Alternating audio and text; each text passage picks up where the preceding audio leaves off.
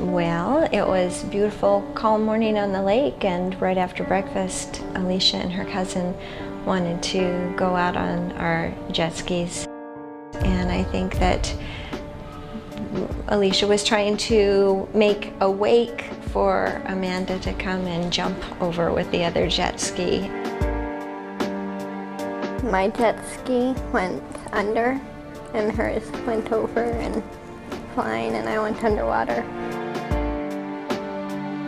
They decided to then life flight her here to St. Pat's. You don't have to be doing anything wrong to be a trauma patient. Sometimes it's just a matter of being in the wrong place at the wrong time. St. Patrick's is the regional trauma center for Western Montana. Our hospital takes care of the most critically injured patients in this area. We've really reached a tipping point where we need to grow here within the hospital in order to provide quality health care.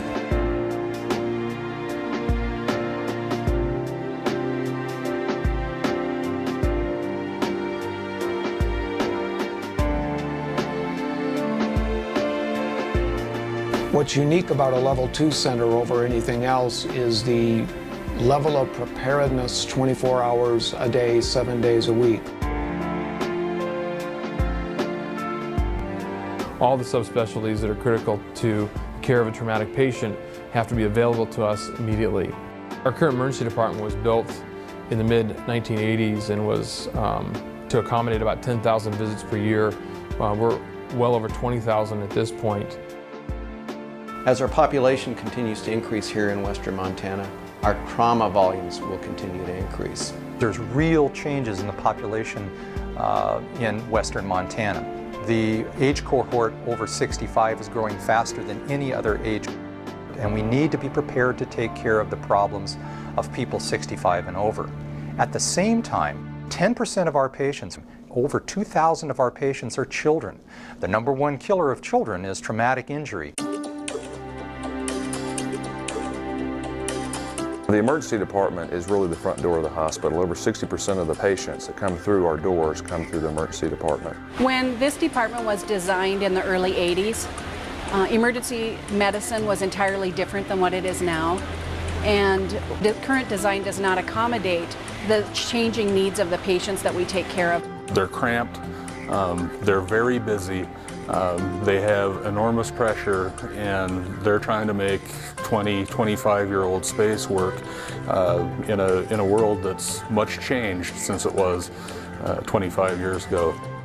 Having an expansion in the emergency department would really help us be able to treat patients more timely, to be able to accommodate all the different patients that come in and provide a safe and private environment.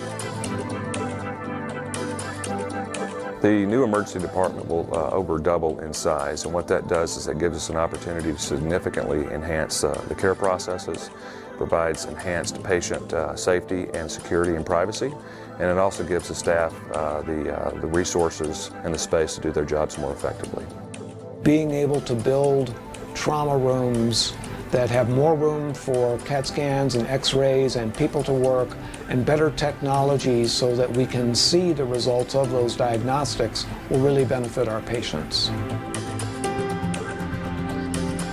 The emergency department expansion project is roughly a $15 million project, and it's going to be funded through a mix of funds coming from operations from the hospital as well as through donors in our service area. St. Patrick Hospital Foundation is asking the community to help us out in investing in the community, investing in our emergency department, trauma care, cardiac care, stroke care.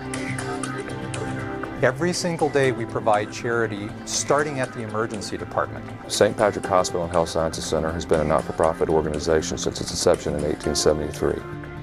We have to go outside to our communities and solicit help from our communities in order for us to continue to be able to function effectively in fulfilling our mission. The hospital chose the emergency department rebuild as its first capital project in almost 30 years because it really touches everybody in the entire area of Western Montana. This capital campaign is a chance for the community to recognize really the value of what a great human institution brings to a community. Helping build this facility to take care of the future is a fantastic investment of time, money, and a little bit of spirit. Well, we're very fortunate to have our children and our grandchildren, and in fact even our great-grandchildren living in Missoula now, and we want to have this facility there for them if they need it. It's those moments where you make choices about how you engage in your community that matter over time. The folks at St. Pat's relentlessly make that commitment to community, and that is what endures. It's an interesting kind of place in your heart that people take and will always be there when they have so significantly cared for your child. And I don't know how to say thank you the way that I want to. There's a pretty good chance that in your lifetime, you, someone that you know, someone that you love, will end up in a hospital because of trauma. It's the last place you want to be, but if you're there, it's the best place to be. And that can only get better with the enhancements to this department. Each of us has to sort of make a decision as to what to support, where you can put your money, and what are your priorities in your community.